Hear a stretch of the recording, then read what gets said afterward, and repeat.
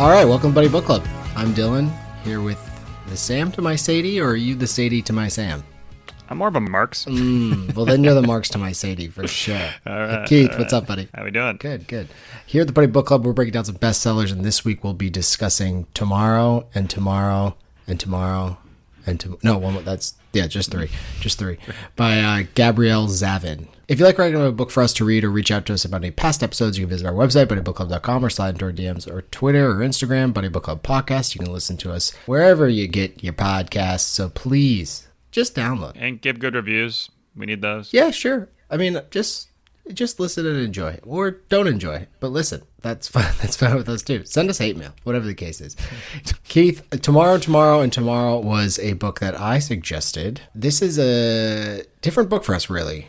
I can't think of any other book we've read like this. Can you? I actually thought it was somewhat similar to Daisy Jones and the Six in the sense of the rags to riches. Yes. The story of Good it's like an call. entrepreneurial story, but a company versus a band. Yeah, it's a forming of the band, but the band is a bunch of tech nerds who make games. Yeah, no, I could see that. We're just going to talk about tomorrow, gaming. What else do you need?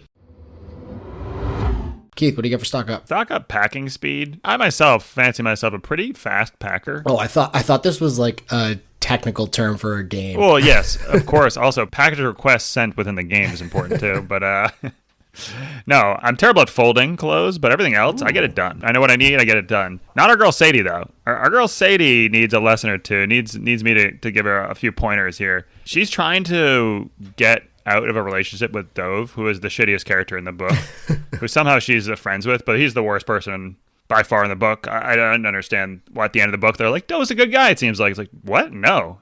Dove is, Philip Seymour Hoffman from Almost Famous? I do. Remember, his character is like this kind of like anarchist, anti-establishment mentor that's like, if it's popular, it sucks, is his mindset. That's Dove. But if Philip Seymour Hoffman was also trying to bang the kid in that, that's what he is. Yeah. You know what I mean? Your perspective would change with the Philip Seymour Hoffman if you realized he was trying to hit on the kid the whole time, well, he right? wasn't he? Yeah, he wasn't in the movie. I felt but like if he were, you would not like the character. I got to rewatch Boogie Nights because I'm pretty sure he was. Oh, that's in Boogie Nights he does that. Oh. I'm talking Almost Famous. Oh, I'm sorry. We're combined. Yes. I was in my brain. You said Philip Seymour Hoffman, and I just went to okay, Boogie it's Nights. those two characters combined.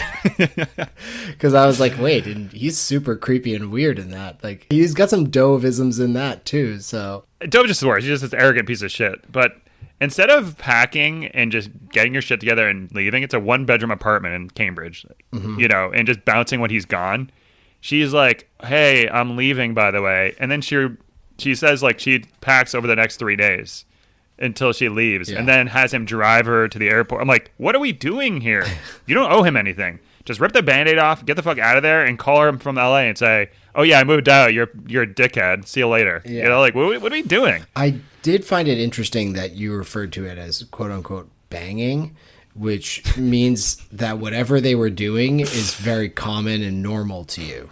That's just sex. Yeah, by banging, I think you mean sex. And by sex, if you're equating sex to whatever they were doing, like, hey, I'm not going to yuck anyone else's yum out here. If that's what we don't do that. If that's what you're into, let your freak flag fly. But I'm just glad that that's normal for you. Because for me, I'm a lights off missionary, penis through the pajama pants kind of guy. So, yeah. Also, they're using real handcuffs, by the way, which is kind of weird to me, right? That's not. You've been to a store and the you've seen fuzzy them, ones, right? You get the fuzzy ones, right? Yeah. There's a thing you can just take them off if you need to. They went to like the police department, like they were gonna buy some of these handcuffs, and they're hurting her wrists on them. I'm like, what are we doing here? I'm sure there are in sex shops like ones that have rubber on the inside or something that's less abrasive, so that even if things get a little out of control, you're not going to show up to work the next day looking like you just tried to escape from the back of a police cruiser. Right? Yeah. Well, isn't that a Stephen King book where they're doing the same thing and the guy has a heart attack on top of her and she can't get out or something? No, What's but that we called? should read that. Yeah, there's a movie on it too, which I don't have no idea how they made a full movie on that. Why bury the lead here? First stock up is just gaming in general. Yep. We both game. You're probably a more consistent gamer in terms of playing different games. Like I pretty much play one game, except I did get obsessed with Red Dead Redemption 2 for a while. The book is based around it, which is interesting because I've never read a book that's based around it that I can remember.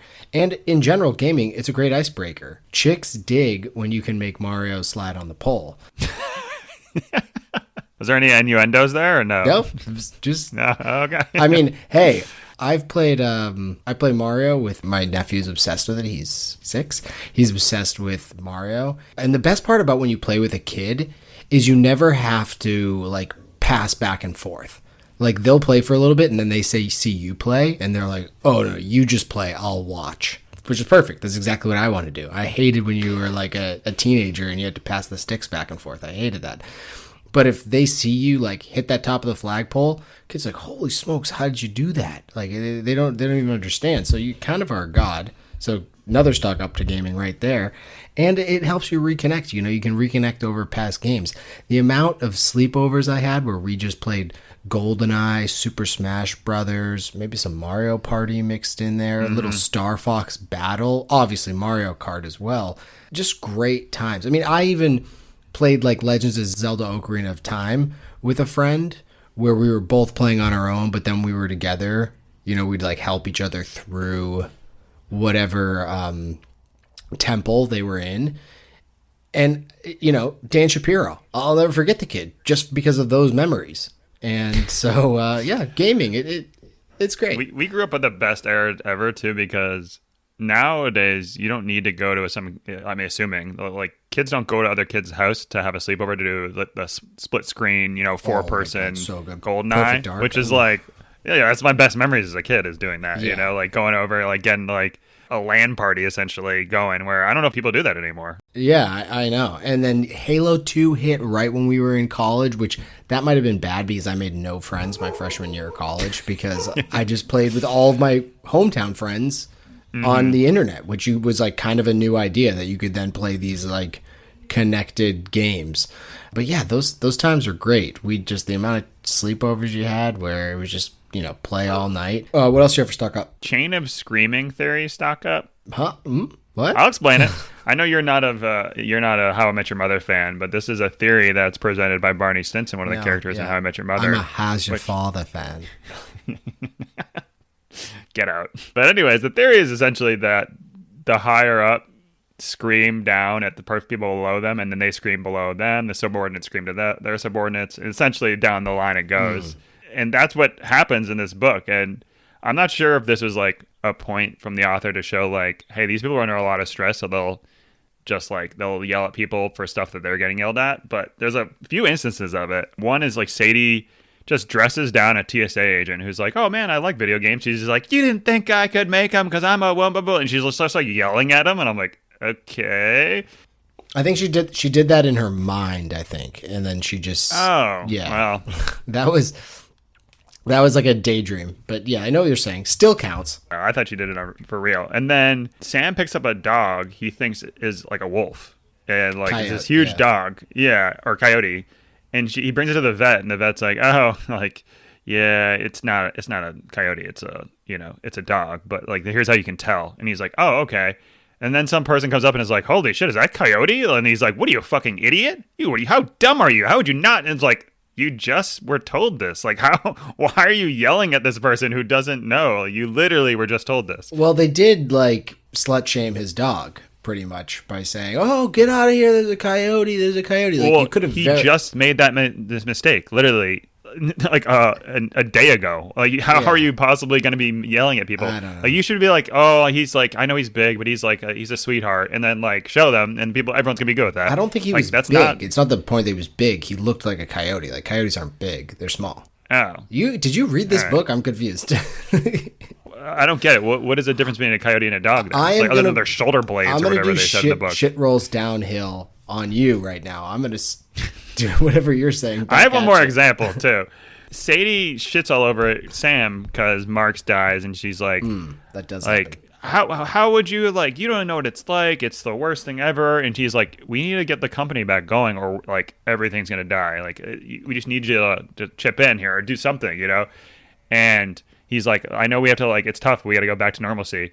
And then the two people the couple that they eventually make the game at the end of the book for, reach out to him, and he's like, "How fucking dare you reach out to me during this?" It's like, you just said the exact same thing to Sadie that they're saying to you, like literally the exact same thing. It just made me not like these characters at all, because they just, one, came off as super big hypocrites, and two, they're in positions of power in doing that, where they're like yelling down at people below them. I think she yelled at the TSA agent. I don't care if she didn't. Even in her mind to think that means she's a shitty person in my mind. Yeah, I know you're serious, but I'm just want to be, are you super serious, or are you like #content serious? About what? The theory, just mostly the I don't like the theory. I hate the theory. I'm saying the theory that it's something that happens is perpetrated. Is that the word? Yeah, it's a word. It's shown in this book clearly that it happens. Yeah, which I don't like it at all. I think people that are a higher above should be the most patient. They have the least amount of stresses of anyone, in my opinion. Like the person that's a TSA agent who has to wake up 9 to 5 and fucking have a terrible job. Sorry if you're a TSA agent, but that's just a harder job than what you're doing. You're flying first class somewhere. Like, shut the fuck up. Okay. See what I'm saying? Yeah. Why? Where were you going with that? No, I was just asking because I know what you're saying about the Sam and Sadie thing at the end, but I feel like that was more of a like literary choice to kind of. Wait, so you were on Sam's side about the dog thing? I was definitely on Sam's side about the dog thing. Oh, I was not at all. The dog wasn't attacking anyone. Like, if the dog was... So she was like, there's a dog attacking... She literally said, "My bad." I didn't realize. I just thought it was a coyote because I'm ignorant. And she literally admits that. She's like, "Oh, I just didn't realize. Like, that's my fault." And he, literally the day before, was ignorant. He didn't know. He, the vet talked down to him, and he was like, "Oh, I didn't like that the vet talked down to me about that." And then literally he fucking shits on this girl for doing the exact same thing. It's like, wait, what? Literally? Yeah, I'm not even saying metaphorically. Listen, I know I'm making a good argument because you're criticizing my speech impediments here. It's not the argument itself. Get the fuck out of here, dude, man. Let's go. All right, my next stock up, Oregon Trail, back to gaming. It's just, it's a great game. It really is. You get to play it in school. Like, how great was that? They'd let you play Oregon Trail in school, as if it was like an educational Are you going to talk about anything about the book? Yeah. I'm like bringing up points of the book. You're like, whatever. Let's talk about gaming. Did you ever play the original Oregon Trail, like before it got fancy? Of course. That one, the hunting style was better because you could move around. You know, you could like move your character around. But outside of that, not that great of a game. But I did enjoy that people used to die of dysentery all the time, and at the time I had no idea what it was. I thought it was like typhoid or whatever the other things you die from. But I'm glad that they were clear. So you want me to talk about the book? I'm glad they were clear in the book when they said that dysentery is just diarrhea and you die from diarrhea. So I thank you, Gabrielle, for clearing that up for people that didn't know what dysentery was. Because I didn't really know either. Yeah. Big problem during wartime too. And there's another game that was similar. It was a ship like pirate game. Oh. And it was very similar, but like instead of hunting, you would like go out and shoot other ships, and it was just battles there. Yeah. But I always died from scurvy, which I found out. Yeah, so it was very similar to dysentery. So I would always like load up on fruit anytime I went to port. You know, Smart. you gotta load up on that fruit, get that OJ. You know, I think I died mostly in Oregon Trail because I hated paying people to ferry me across the rivers. I hated it. It bothered me. I was like, I'm like, we're fording the river. We are fording every time. Like, it's 20-foot deep river. Like, there's no way your oxen are gonna make it. I'm like, we're fording. Doesn't matter. It's free. Is it fording? I would have bet my life it's forging, but I couldn't read at that point either. So is that what it is? For sure. Like Tom Ford? Sure. I don't know who that is. Harrison Ford, like him. Isn't Tom Ford like the designer? Oh, maybe. Yeah. I should have said. What's the main Ford name? Ford Automobiles? Yeah, what's the guy's name? Henry Ford? Yeah, Henry Ford. Damn it. Hank Ford. Yeah, top 5 in games, in school games, along with the Number Crunchers and Gizmos and Gadgets. What else you got for stock up? I don't have any other stock ups. Oh, okay. I think I got a bunch then. Acting as if. So once Marks dies, it's tough. You know, everyone's feeling it a little bit. But Sam, who's a cantankerous person, probably not the most social person and has a tough time connecting with people, I guess is the bottom line. He just decides, you know what, I'm just going to do a WWMD. You know, what would Marx do? This is a good thing that all people can take. It's just, hey, maybe there's some shortcomings in your own life. We're all not perfect. But think about a person who is good at that in your life and try to replicate what they would do, because once he starts pausing for a moment and like considering other people's feelings, except for the 2 game designers that their reached out to him. perspectives. Well, he does that at the end. He eventually gives them the time of day and apologizes. Sometimes you just have to act as if. You don't have to believe it. You don't have to believe the things you're saying necessarily, but if you just say, hey, what would this person do? You can become a better person, and that's what happened to Sam. So stock up acting as if. He also, kind of like similar to with Jesus, he renamed himself just Mazer, and he's like, I only go by that name now, like Jesus. So good for him. Yeah, I guess he's trying to be that. Yeah, I didn't know his name was Samson, I guess, until midway through the book, and that's a great name. So I would have... Climb into the moon, Samson. Doctor said I need a backiotomy. My other stock up is a story that doesn't have a romantic relationship as the backbone. So I feel like most stories, that's the gist. I'm excited for our 100th episode when we get to watch 50 Shades of Grey. That's episode 69. Oh, That's 69. 9 episodes away. Sorry. Yeah, Holy 9 smokes. episodes away. Got to get that on Libby early. You're not buying it? You already have it. You know you have it already. You're pretending. I hide it behind my Twilight books. But, it's nice to know that you can have a story without this romantic relationship being at the forefront. Granted, there are romances within the book between all sorts of folks, and there is some level of, the idea of romance between Sam and Sadie, but it's really just about their friendship and their collaboration. I mean, Sadie even says lovers are common, while true collaborators in this life are rare. So, Keith, I'm just going to say here, I'm glad we never became lovers, because we are true collaborators, and I would fear that the intimacy would really ruin what we have, which is a different level of intimacy. Maybe even more intimate than if we had either of us had penetrated the other. So you can be intimate without penetration, kid. Come on. I mean, what? Yeah, look at Anyways, Christopher Reeves. I never thought Sam and her had any chemistry. Even like their first interaction rubbed me the wrong way. Their friendship didn't have any chemistry. Yeah, well, the first interaction, Sam's like, just hasn't seen her in like whatever years. He's just like, just skip class. Just skip. It's like, no, when you're like going to someone to get them to do something, you put yourself out there, not the other way around. It's not like, this is what I need you to do. You're gonna skip class. You're gonna cancel that. We're gonna go here and you're gonna do what I want to do. It's like, no. When you're offering something up, you need to be like, yeah, whatever you want to do. What time are you free? That could have turned into a romantic relationship if he pulled a boss move and she was like, oh, my train's coming. I can't look at this magic eye anymore. He's like, don't worry about it. And just rips it off the wall and gets on the train with her. He's like, we'll look at it on the train on the way to your class. Boom. Sex. Done. Yeah. Well, I guess for her, if she wanted a more dove thing, he'd have to like beat her over the head with it. And then, okay. My next talk up, community service. So you had to do community service in high school, right? I think everyone did. Mm-hmm. I was not as good of a person as I think I am now as I was in high school. Granted, I did all of my community service, but it was... Wait, are you saying you're better now than you were in high school? I think so. I'm a better person now. Okay. Well, the male brain doesn't actually like finish forming until they're 25 or something along those lines. So the idea of me being a 16-year-old idiot is fair. I'm okay with that. What about the female brain? I actually don't know.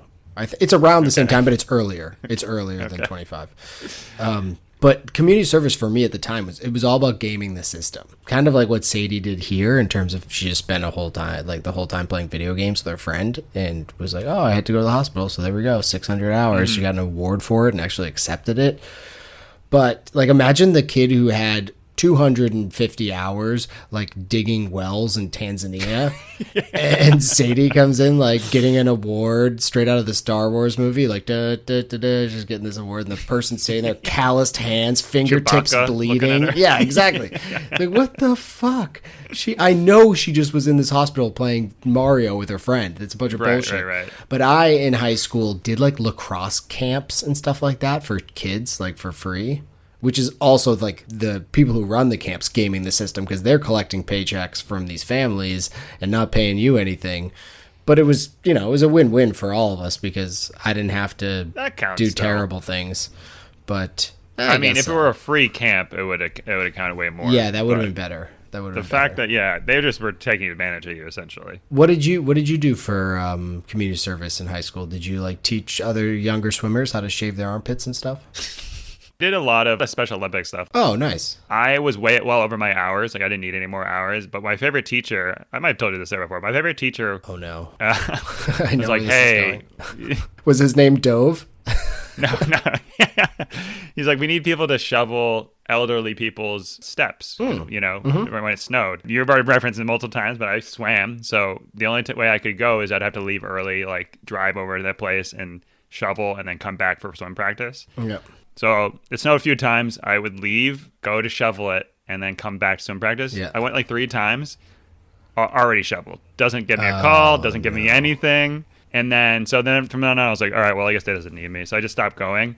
And then the next time it snows, they call and say, this kid hasn't been here. I've been waiting for him. Where is he at? He's supposed to come. And I said, oh, I guess it's just people don't give a fuck about you until they need something. That's what community service is. I became so jaded after that. I was like, I didn't need to do this. I was doing it to be nice. No one gave a shit about me when I drove out there. But now they care when I'm not there. Well, I'd appreciate if you don't cut that because, community service is about giving. It's not about, people letting you know. But hey, at the same time, like I said, your brain was still plasticizing. I'm still angry about it.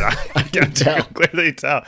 My last stock up is, and we kind of talked about this, or at least beat around the bush, emphasis on beat, is toxic relationships stock up because I would argue that Sam and Sadie have a fairly toxic relationship. I mean, they're at the point after Ichigo, and from there on out, it's pretty much they can't talk with each other in a collaborative style without fighting. Like, yes, they end up getting good work done, but they just are always fighting. And obviously Sadie and Dove have a toxic relationship as well. I mean, but at the end of the book, both Sadie and Dove and Sadie and Sam are like BFFLs, which stands for best friends for life. So I was kind of taken aback by that. I was like, wow, Dove did some like really fucked up shit, especially. I mean, and I did appreciate that he always asked for consent, except for that last one where he didn't really, she just said like, okay, fine. It's, I know what's coming. Like, how could you then have a relationship with people? And I do understand the idea of like time heals most wounds, and I don't say all wounds because it definitely doesn't heal all wounds, but you have perspective maybe later on when you're in your late 30s about a relationship you had in your 20s, but you were, like we've already talked about, like her brain was still forming, and this guy used his influence and like the fact that he was her teacher and like super successful to allow him to put wine bottles in her butt. And I made that part up, but I feel like that definitely happened. And Sam and Sadie, they just don't work well together because they have all this weird baggage that they refuse to let go. So it's emphasized a lot that this is a male-dominated field, that like women don't get a lot of chance. And your first person that helps you out is in it for sexual relationships. It's like, oh, that's not a good look at all. Like that's pretty terrible to have that as a mentor. Like, so you should never talk to that person again, probably. But instead, she's like, we're like best friends now. Yeah, okay. And like the whole time between that, it's just like they're like, Dove's an asshole. Like Mark's like, Dove's an asshole. It's like, yeah, Mark. If I was Mark's, I'd be so pissed. Like Mark just doesn't seem like that kind of guy that gets super angry. Well, she gets pissed at Sam because Sam is like, hey, we should like this guy's video game's pretty legit. We should like use his engine, and she's like, oh my God, you made me go talk to him and then made me do that relationship for 3 years and then made me call him 3 months after we broke up. And it's like, what? You did all these things yourself. Yeah. Like, can you wake up? Like, what are you talking about? Yeah, take some ownership of your actions for sure. And are you Team Sadie or are you Team Sam? And it's so hard because I feel like the whole time they were arguing back and forth. And there's definitely some gray area, which I appreciate from the author here because no one's right, no one's wrong, everyone's wrong. Kind of thing. And I appreciate that kind of mentality. But in general, are you Team Sam or are you Team Sadie? I'm definitely Team Sam. I mean, at first I hated Sam because of him whining about the community service thing. So I didn't like him in the beginning. I was Team Sadie. And then it definitely switched after she, like I said, she got mad at him for it seems like he didn't even know. And even if he did, be like, hey, we need to launch this game. Go talk to your boy here. Like, that doesn't mean you need to go back into a relationship with him, and then she blames him for that. And again, she's still angry at him, and then talking to Dove while she's still angry at him. So what are you angry at him for? I was 100% Team Sam, and Sam actually went through shit. He actually is in physical pain. He's like had a really tough upbringing, which he kind of brings up a lot, which is annoying. But like, you know, at least you can empathize with Sam a bit. Oh my God, get over your foot, which the bone is sticking out of. Like, kick the soccer ball, Sam, for Christ's sake. Sadie's biggest problems are what other people think of her, not her own issues. So it's like, well, how can you empathize with someone like that? Like, she's like, well, people don't respect me. It's like, who cares? Yeah. You know, like that's not a problem. That's just your own problem in your mind. I agree with you. I was Team Sadie at first because Sam's gripe and like the why he stopped being friends with her is, I can understand you being hurt, and he was a child, so it's fair. But I can understand you being hurt from that. But at the same time, it's like she needed 20 hours of community service. She was there 40 hours, whatever the number is. Right. But she was there for 600 and whatever. Like, obviously you guys are friends. Like, she wants to maintain the friendship. And Sam just like shutting that out and instead being like, no, he was just wanted to be upset about it. So like maybe that was just a part of his life that he wanted to be upset at because he didn't have like something specific to be angry at for the terrible fate he had, like, life had given him. So that gave him some like direction for it. But at the same time, it's like, Sam, get over it. But then when Sadie starts blaming him for the Dove stuff, it's like, whether or not he knew, like, no one's forcing you to do anything. Right. And you can use Dove's engine and have him as a producer on the game, but just, you don't have to be like, fine, Sam, if you want to do that, but I'm not talking to him. Like, you're the point of contact. Right. You know, right. Simple as that. It's like going to a bar, someone's like, hey, you want a beer? And they're like, well, he should have known I'm an alcoholic and should have known I would have drank a ton from. It's like, what? You can't just like add up all the things after someone like I see makes one reference. Yeah. And then later, what was the other part you were talking about? I'm sorry. No, sorry. I was in my thoughts while you were talking, which is important. When she was mad at Sam for like being the face of Ichigo and whatnot, and it's like everyone thinks it's his game or whatever the case is. I can totally understand. I mean, I can't understand from a woman's perspective, but I can imagine how that must be considering the industry and them just kind of looking at you like, oh, you didn't do so much, when Sam's really just the artist and you're the person that's actually creating this game. Like, Sadie, right.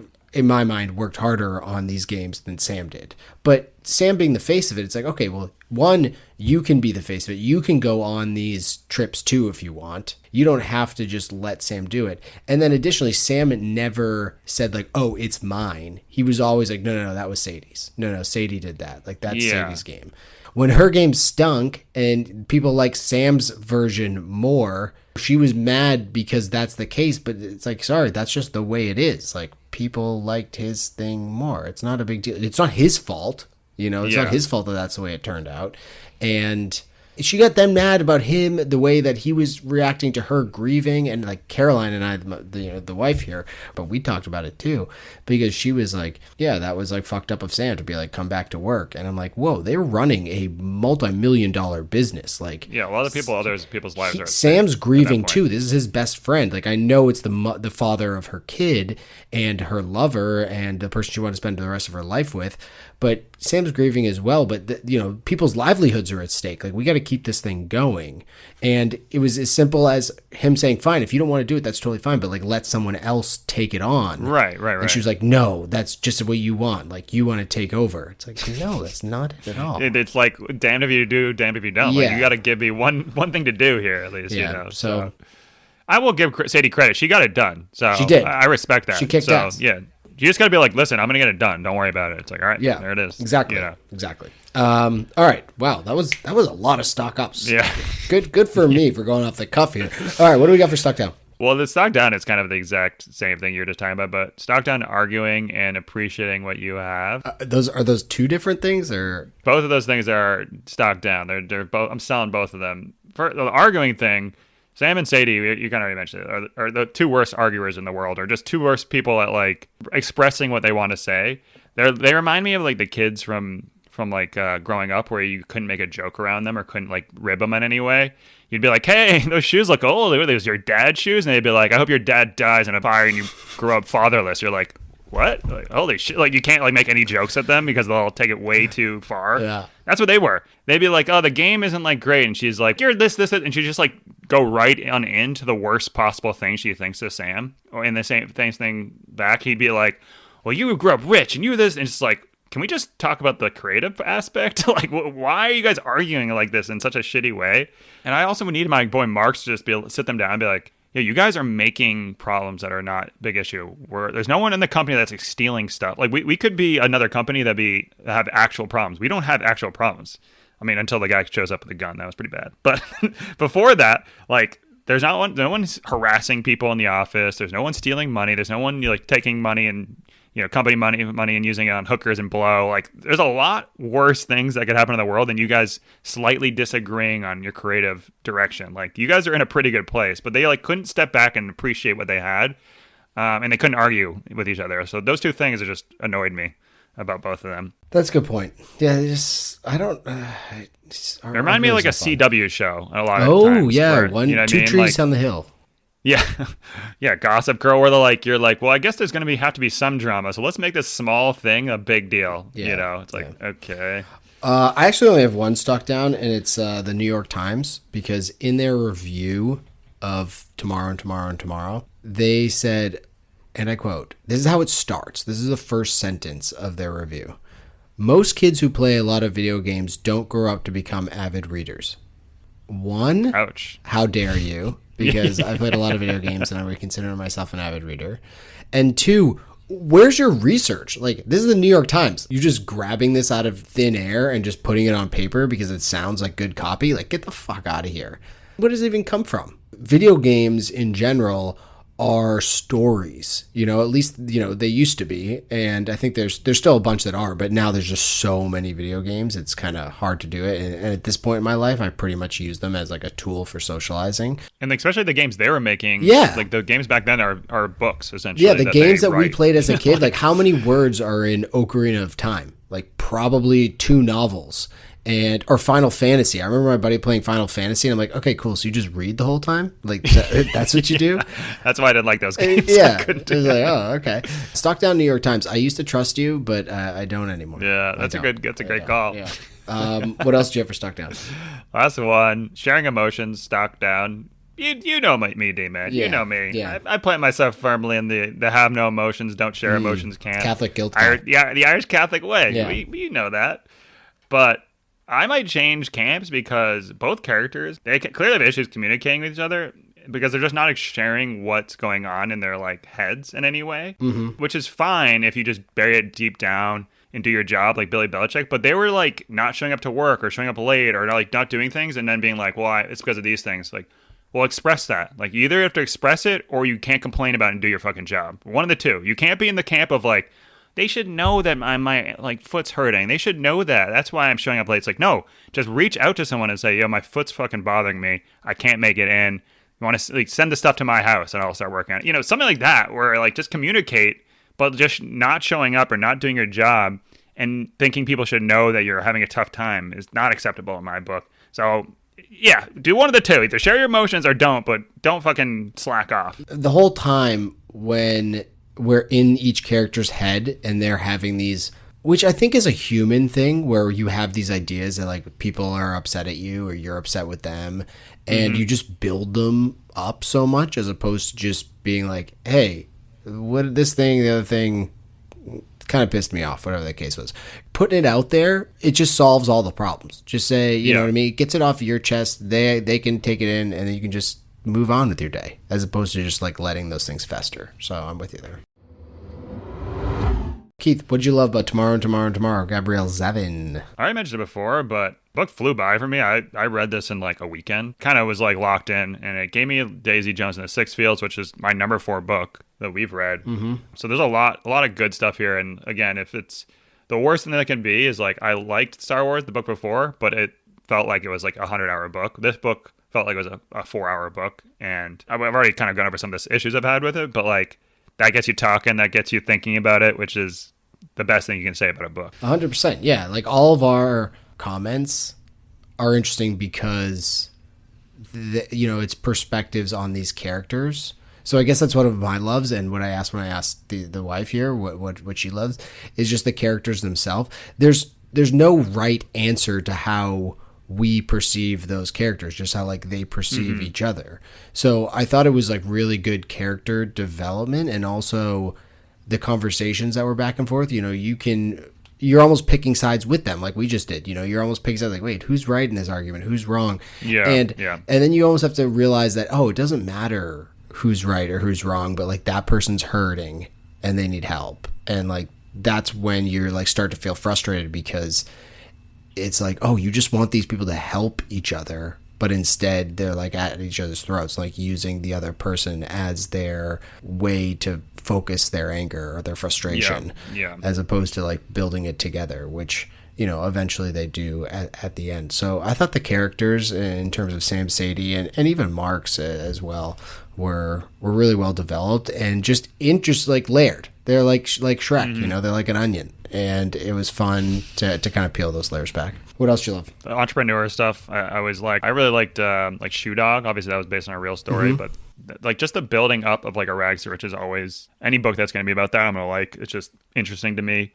And it also kind of resonated with me. It's about video games. I love video games. I wish I was a programmer, but I'm not smart enough. And it took place in Boston and California. So right, your boy's alley. Well, that was my love is Boston, because she nails I mean, I'm sure she spent a lot of time there. I doubt she just like did a lot of research. As someone who grew up less than... You could smell the tea when they were like standing in line. You know? But like less than 10 minutes from the place that it's taking place, all the streets she was referencing, and like, Brattle Street's tough around here. I was like, yeah, it is. It's pretty fucking cobblestoney and stuff like that. Like it was all on point. So it's definitely fun when you have these. Although they made the Boston winters feel like it was Antarctica. It's not that bad. Come on, grow up. Yeah. Well, it depends if you're walking around with a foot that like your bone is poking out of. Well, if you grew up in California, you're not Boston tough. That's the fact. Yeah, it's clear as that. You don't have any Dunkin' Donuts out there, dude. Yeah.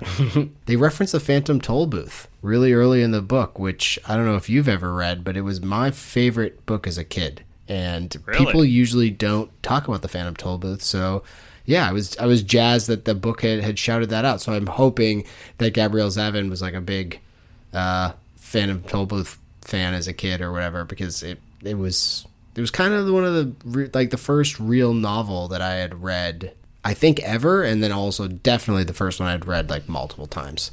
So all right, yeah, good for you. Shout out Phantom Toll Booth. What about hate? I thought the characters were a bit unlikable. Sam, Sadie's sister. I mean, I think that it's good when they're murky, when it's like we were like, I don't know whose side I'm on, but like I just didn't like either of them by the end. Like I told you, like some of the stuff was the hypocrisy, and some of it was like they're in positions of power and they're kind of looking down on people. I never liked those type of people. So by the end, I didn't really like their characters. Yeah. Sam, you can at least empathize with a little bit. Him like being like, my name's now Mazer, and I'm like this symbol, and like I'm the face. It's like, all right, buddy. Yeah, and he had he was wearing like coveralls, or like I think it was coveralls that he decided to wear, like straight out of a communist group, which I kind of like the idea of coveralls just being like your thing. Imagine if you just stepped into coveralls every morning, like that was it, just like a Dickies coveralls, like you were about to go to work as a mechanic. It's kind of a great... Is that supposed to be like kind of a great call. Apple guy? Steve Jobs. And I think that was the idea. The thing I hated the most was the middle part of the book where it was just like Sadie and Sam like fighting back and forth. And it was like just rehashing the same fight over and over and over again. It just felt redundant. Okay, so now it's a new setting, new game, but same fight. Like they're going to fight about the same thing. It's like season 4 of a TV show where they just repeat the same storylines as season 1. Yeah, except for The Wire, which doesn't do that. But the wife agreed with me on this one too. She was actually saying she was waiting for something to happen, and we were reading this at the same time. I was a little bit ahead of her, so I was like, don't worry, like something does happen. So I've never seen anybody more excited for a office shooting, like someone going postal than she was. So she was clapping for this thing, and I, trust me, I let her know. I was like, would you clap for Columbine? So she said, and rightly so, that is a fictional universe, and so she can clap for whatever the fuck she wants to, and I appreciated that. Put me in my place. Did you hate anything else? The other thing too is just Sadie's character. I completely got. She's just like a brilliant kind of introvert fish out of water in the sense that she's in a community that's like not really women friendly. But Sam's character didn't make a ton of sense to me. Like, I don't know anyone that could possibly be like Sam's character. He's also a super introverted, doesn't really talk to anyone, barely communicates with people, secluded, but then somehow he's this amazing orator that can be a great storyteller in the face of the company. Do you know any person in your life that somehow doesn't talk to anyone but shines when they get in front of multiple people and then all of a sudden becomes an incredible storyteller also? It didn't make any sense to me. I would think that you'd want to put also Sadie as the face of the company. She's an attractive woman. She'd basically be like a Tiger Woods of the industry, right? She'd be like breaking all these barriers and doing all these things where like, holy shit, look how good this person is. Like, that would be who you'd want as a face, no? Like, and she seems like she can communicate a little bit better, but somehow Sam is that person, which didn't make a lot of sense to me.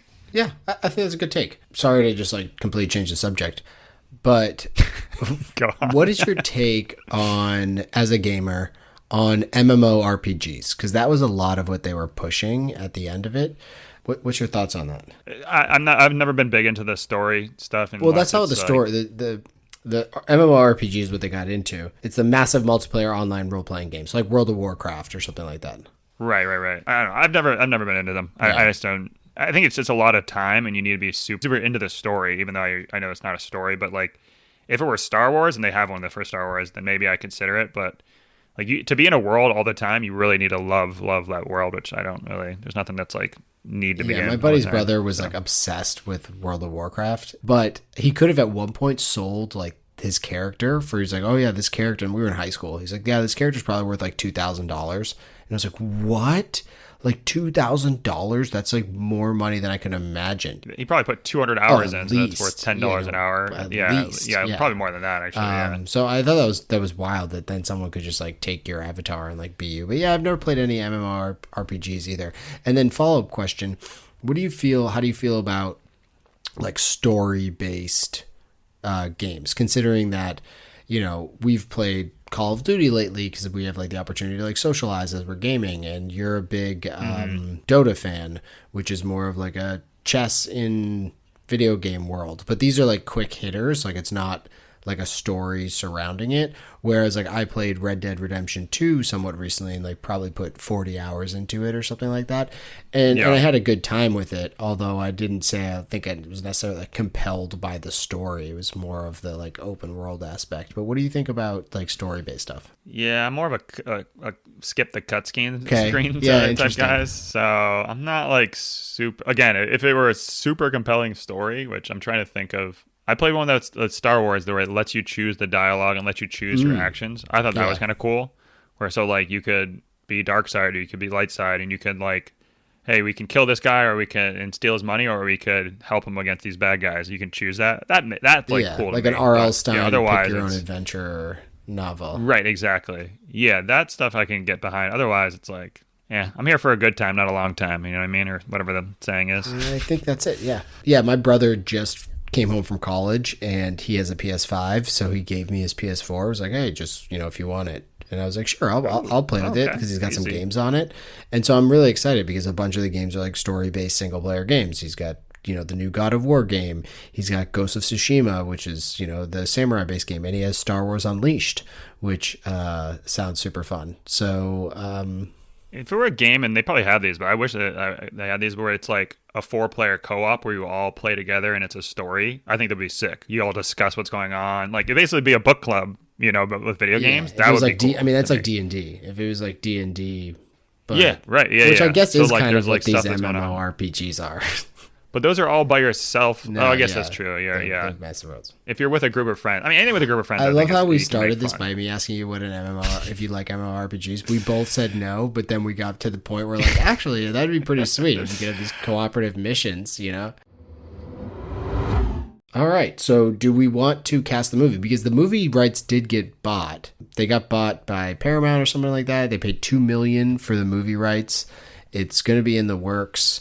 I didn't know if you had cast anyone, but I obviously did not. So I did Ezra Miller for Sam.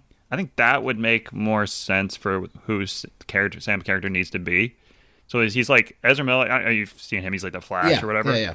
But he's a little bit eccentric, so you could see him being quite smart, but also like he could be in the front of a room and like galvanize a crowd type guy, right? Whereas like the Sam they have in the book, I don't think could do that. Where Ezra could, I could also see him being like an introvert. I don't know if you've seen The Wallflowers. Perks of Being a Wallflower movie there. Yeah. Actually, I don't think I have. No, I haven't seen the movie. I think that he would be more like that character, where in his small little circle, he's like can be like a leading voice, whereas in like the outside world, he like people think of him as a nerd or whatnot. That's like what he is. And then I also cast Sadie as Emma Watson from that book, also from that movie too. So give me Zendaya. Is that how you say her name? Give me her for Sadie. Okay, I don't hate that. Yeah. So who'd you have for Marks? I had Ki Hong Lee. He was in a couple movies there that I've seen him in. He's a good looking dude. I've seen him in Maze Runner. That's where I remember him from. But I'm just looking him up. He's dreamy. So tomorrow, Keith, would you recommend this book to our listeners out there? Yeah, I also didn't really love the ending. I shouldn't put in the hates, but the ending seemed to drag a little bit, which kind of left a sour taste a little bit in my mouth on that. Just because it seemed like there was like no real ending. It just like went on for 3 hours of nothingness. But I liked, again, if you're looking for a book to pick up and buzz through and kind of debate some different relationships and different things like that, I think this is the one for you. Grab it. I'd recommend it. It's not a top 10. At one point it was when I was reading it. I was like, this is a fucking sick book. And then by the end, I was kind of jumped out. Yeah, so. Yeah. I said it, same thing. Like not a top 10 for me. I did enjoy it. I might have enjoyed it a little bit less than you, actually. It just, and I did think it was very readable. Like it was going by, and I was really, I was enjoying that experience. But I enjoyed actually reading it at the same time as the wife here because, we were able to talk about it, and it's fun to. What did the wife put it at? Well, I don't know. I mean, she's more of a Harry Potter type person, so she slipped it in between Harry Potter books. What number read is that for her? I think this is her second or third. She didn't get into Harry Potter until her and I started dating, which is wild. Wow, look at the influence this kid's having. Do you think maybe that she associates Harry Potter with you, and therefore you have a higher level of esteem or a higher level of I know what you're saying. No, but what she did... That's marketing 101, kid. That's a really good job by you. She courted me by reading Harry Potter. So, I mean, talk about next level here. She knows I love Harry Potter, so she just like, and she started reading Harry Potter, and then would use that as an excuse to like hit me up here and there, like, this part's really good, and knows that I'm obsessed with it. So I was like, going to respond and be super happy. I mean, I'd respond to her anyways, but yeah, so she used that very advantageously. It's a win-win for her. She got to read Harry Potter, and then also was able to use that to get me giving her the twinkle in my eye, and other places. I like how you're getting courted, by the way. When I bring up that this kid doesn't understand Hitch because he's never lived it, this is what I'm talking about right here. Mind you, I did with the SGF. I was like, you got to read these Harry Potter books. She's never read them, and now she thinks Harry Potter, Keith, they're linked now. It's like a good song with a brand. It's great marketing. That's all you do. Yeah. So in general, I like the book. Not a top 10. I think it's in the top half. You know what I mean? It's in the top half of books we've read. I liked how it was different. I liked the character development and whatnot. So that was tomorrow. We suggest you all go out and read it if you haven't yet. And what do we got coming up next? Are we going back to Sanderson? Yep, we're doing, and hopefully we get this one done by then, but the MISTBORN, The Hero of Ages, book 3 of the MISTBORN series. We've read the first 2 already on the pod, so we're closing that chapter. Will this be our first trilogy that we've actually read in full?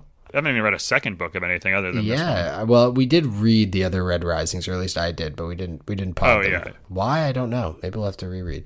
But yeah, so we got Hero of the Ages coming up. We're going to see Vin going back, Lord Elland, all the good characters. So yeah, I'm excited for that. I'm already 6 hours in, Keith. So I would say everyone enjoy the Memorial Day, but this will be released afterwards. So I hope you did enjoy your Memorial Day, and we'll catch you for Hero of Ages. All right, bye now.